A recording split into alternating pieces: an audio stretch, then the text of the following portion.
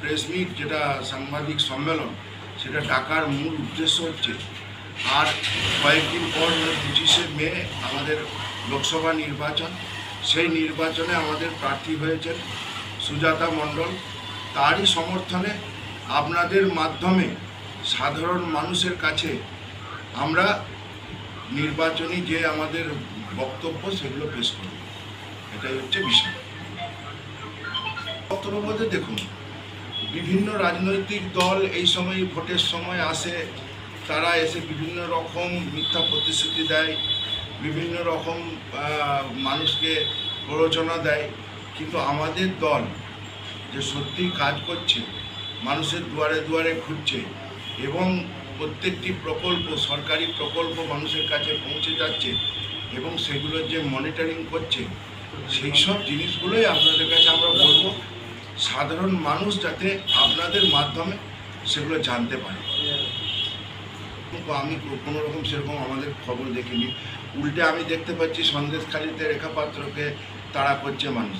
সেখানে আমাদের কোনো প্রার্থীকে এই ধরনের করা হয়েছে বলে আমার তো জানা নেই।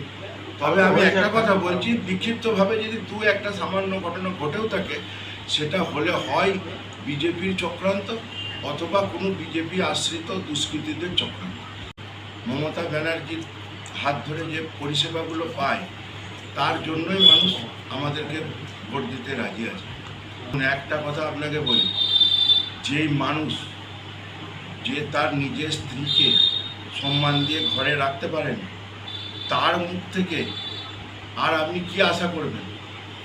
তার স্ত্রীকে সে যা অসম্মান করেছে বা যে ধরনের ব্যবহার করে তাকে সরিয়ে দিয়েছে, তাড়িয়ে দিয়েছে, তাতে তার ওই বক্তব্যের কি ব্যাখ্যা আমি করবো বলুন দেখি।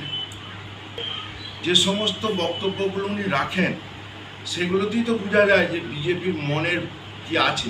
মানুষের মধ্যে খুব ভালো সাড়া আছে। কেননা দেখুন, 19 সালে আমাদের একটা এই দিকের এই সিটগুলোতে একটা বিপর্যয় ঘটেছিল, এটা অস্বীকার করার কোনো জায়গা নেই। কিন্তু তারপর থেকে আমরা একের পর এক রিকভার করে নিচ্ছি। তো তারই ফলস্বরূপ 21-এ আমরা অনেকটাই রিকভার করেছি এবং এই যে বিগত জেলা পরিষদের যে ভোট হলো, পঞ্চায়েত নির্বাচন হলো, তাতে আমরা কতুলপুর ব্লক সহ কতুলপুর অঞ্চল এবং বিশালভাবে আমরা জয়লাভ করেছি এবং আমরা আশা করছি যে আমি কতুলপুর অঞ্চলের পক্ষ থেকে বলতে পারি, আমাদের মিনিমাম 10,000 লিড আমরা। বিজেপির কার্যকলাপ বলতে, বিজেপি তো এখানে দূরবীন দিয়ে খুঁজতে হয়, সত্যি কথা বলতে কি এখানে হচ্ছে সব মোবাইল বিজেপি, ঘরে বসে মোবাইল ঘাঁটবে আর ওই রামের নামে একটু স্তুতি করে দিবে, এইসব করবে, হোয়াটসঅ্যাপে খবর চালাচালি করবে, আর সন্দেশকারী হাসাহাসি করবে, এইসব করবে। এই হচ্ছে আমাদের কতুলপুরের বিজেপি। একটা বুঝে আপনাকে আমি চ্যালেঞ্জ করে বলতে পারি, আপনি একজন রিপোর্টার ভাই, আপনি নিজে যে কোনো বুথে যে খবর নিন, একটা করে কর্মী আছে কিনা আমাদের? কোনো কর্মী নেই, তাহলে সংগঠন। আমরা সুজাতাদির কাছে চেয়ে রেখেছি অলরেডি একটা গার্লস কলেজ, মহিলা কলেজ আমরা একটা চেয়ে রেখেছি, উনি যেটা করে সেটাও আমাদেরকে করে দেবেন। এই হচ্ছে বিষয়।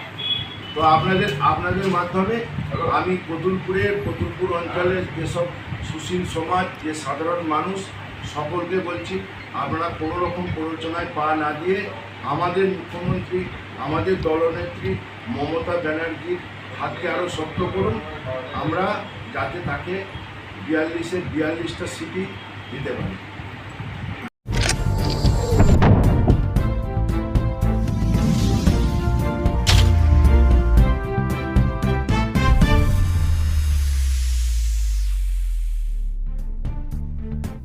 এই অনুষ্ঠানে বক্তাদের মতামত নিজস্ব। তাদের বক্তব্য বা মতামতের জন্য চ্যানেল কর্তৃপক্ষ কোনোভাবে দায়ী নয়।